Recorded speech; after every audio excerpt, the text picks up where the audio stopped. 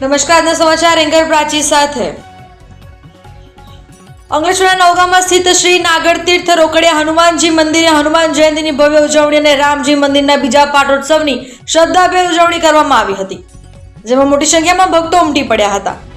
અંકલેશ્વર તાલુકાના નવગામમાં ગામ નજીક આસ્થાના પ્રતીક સમાન શ્રી નાગતીર્થ રોકડિયા હનુમાનજીનું મંદિર આવેલું છે। આ પૌરાણિક મંદિર ખાતે હજારોની સંખ્યામાં ભક્તો દર્શનાર્થે ઉમટી પડે છે। ત્યારે આજરોજ હનુમાન જયંતિ અને રામજી મંદિરના બીજા પાટોત્સવની ભક્તિભાવપૂર્વક ઉજવણી કરવામાં આવી હતી।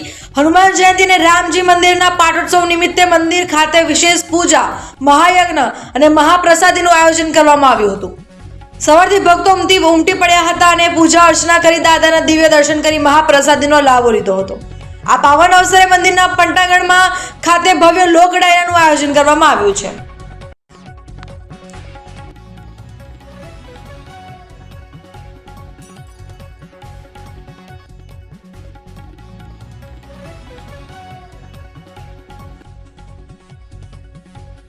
विनायकं गुरुभानु ब्रह्मा विष्णु महेश्वरान् सरस्वती प्रणम्यालो सर्वकार्यसिद्धये आपदामपहर्तारं दातारं सर्वसंपदां विरामं श्रीरामं भूयो भूयो नमाम्यहम्।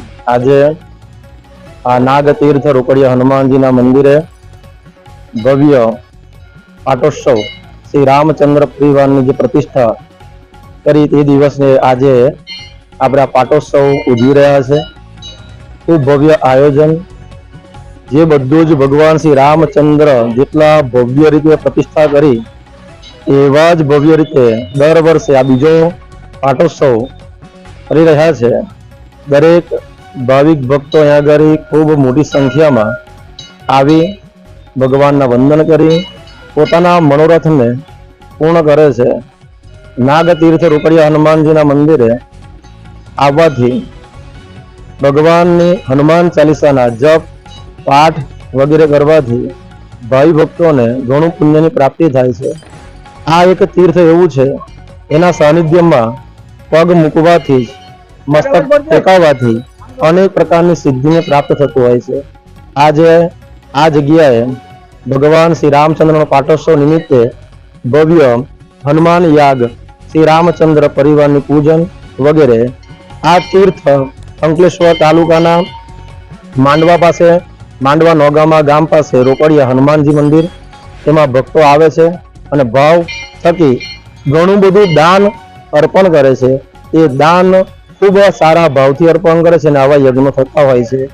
એવી જ અહીં બધા ભક્તો બધા આવતા રહે, પોતાના મનોરથને પૂર્ણ કરતા રહે।